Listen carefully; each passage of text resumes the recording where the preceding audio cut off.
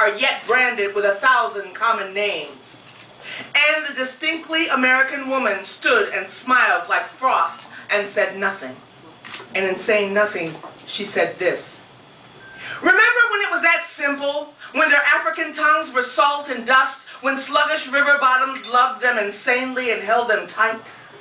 In her silence, she dreamed the huge American dream, when the official national pastime was the subtle disappearing of us. The blackened, burned-out Chevy, the howling noose, the rollicking midnight rides, oh, the good old days. Nigger, a gleeful utterance, blood sparkling in braids of 4 girls in Birmingham, fools in their basements, clipping fuses and approximating the arcs of bullets.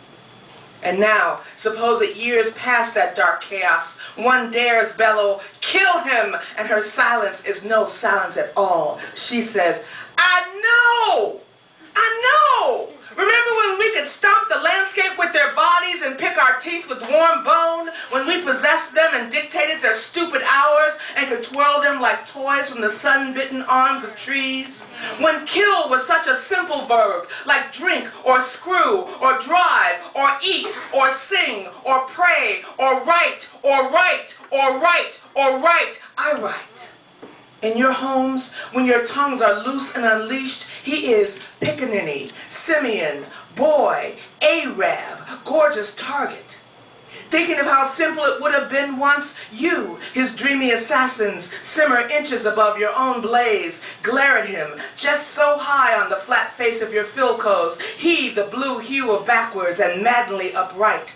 You claim not to know him, never to want to know him, but through your spit and bend, his shifting form clarifies, and suddenly he is dimly familiar. He is the whipped brother you screwed into river soil, the light lying prone on a Memphis balcony, a plaintive wall of organ wail in an Alabama church, the slave bended double over your crop. He is James Chaney, and the cardboard sign colored only. Look close. He is Medgar, a New Orleans grandmama swinging in a wet basket. He is that one, pelted with sugar and ketchup at a lunch counter, trapped in a tenement, weary and sweat-stained in the back of your bus. He is necessary meals of chicken necks, root greens at the rectums of pigs. He is the not yet boy, the not boy, the not here boy, the not now boy. He is the factory hands, the project baby praying for wings in the elevator shaft, the whole country folded into the concrete foundations of a jail. He is Emmett, lashed to a wagon wheel. He is the ravaged shell, barely pumping pulse as it dances behind a truck in Texas. He is the strength of your sins, their backslap and muscle. He is thick with your poisons. You are the deft orchestrator of the bone in his back. You are the reason he stands still in the center of a circle of screeching where one heated desire rises above the rest. Kill him. And a distinctly American woman greets this with silence, not realizing that she is softly contemplating the death of her own child.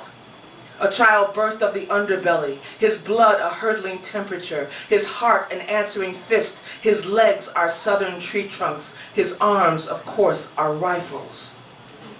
Yammering fools, mothers and fathers of the necessary, Obama, your wayward rebellious son, is the glimmer that results when hatred is gradually turned toward an insistent light.